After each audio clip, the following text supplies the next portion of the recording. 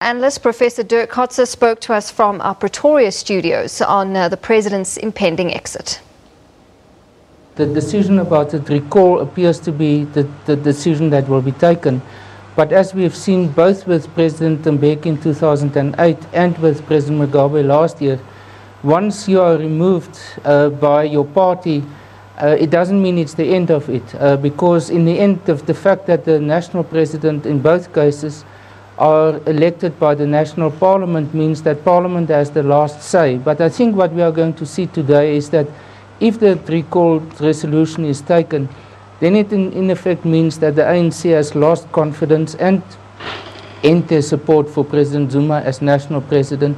And then there will be immense political pressure on him to decide to resign. If he refuses to resign, or if he's dragging his feet for too long, then I think the next step will be a motion of no confidence in Parliament, and most possibly still this week. Therefore not waiting until the 22nd for that. Professor, there are rumors of negotiations doing the rounds. What do you make of the rumors that the president is negotiating some sort of settlement of immunity from prosecution without necessarily a representative from the MPA? Well, I think the phase of negotiations have come to an end, and that is why the NEC meeting was called for today. If there was more progress made with the negotiations, then could have been concluded, and President Zuma would then have acted on that. I think the indication is that that hasn't come to fruition, and therefore this new phase in the process is started. I think what is also exceptionally important to say is that the Deputy President Cyril Ramaphosa has no options with respect to the legal aspects. There is no, in our law, nothing about immunity, about amnesty, about presidential pardon before a person has been convicted. Even this, what has yesterday been speculated in the Sunday newspapers about being a state witness or being involved in negotiations for a plea bargain, all of that cannot be guaranteed at this stage by the Deputy President. It requires a legal processes. In the case of a state witness, it requires that President Zuma actually first act as a witness, and then at the end of that process that the judge must make an assessment whether his evidence was worthwhile in order for him to be exempted from prosecution in future.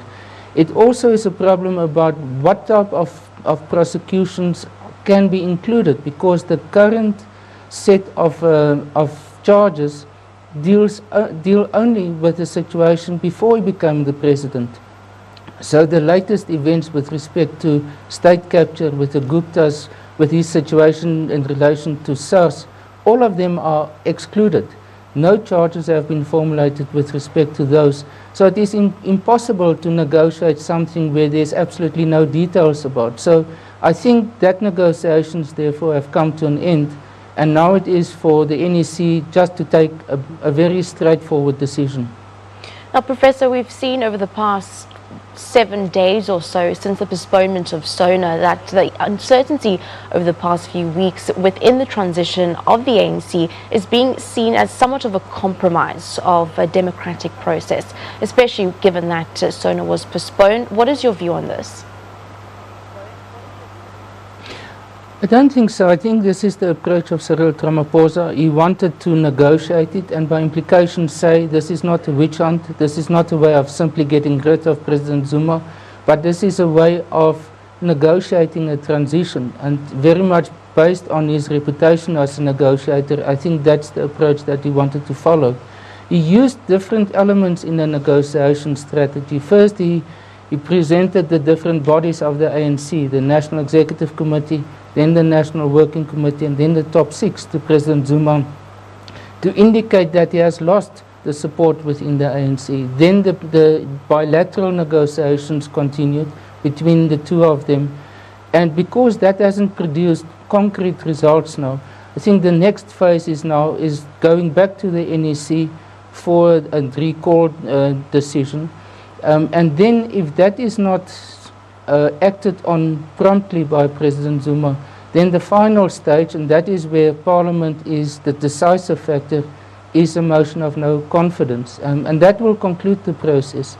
And I think what Ramaphosa is saying to President Zuma is that the negotiations option is the best one. You can possibly get results from that, positive results from that. But the moment you don't want to participate in it and come to an agreement, then we are going to use blunt measures again, and that is like the decision for a recall or a motion of no confidence. Bank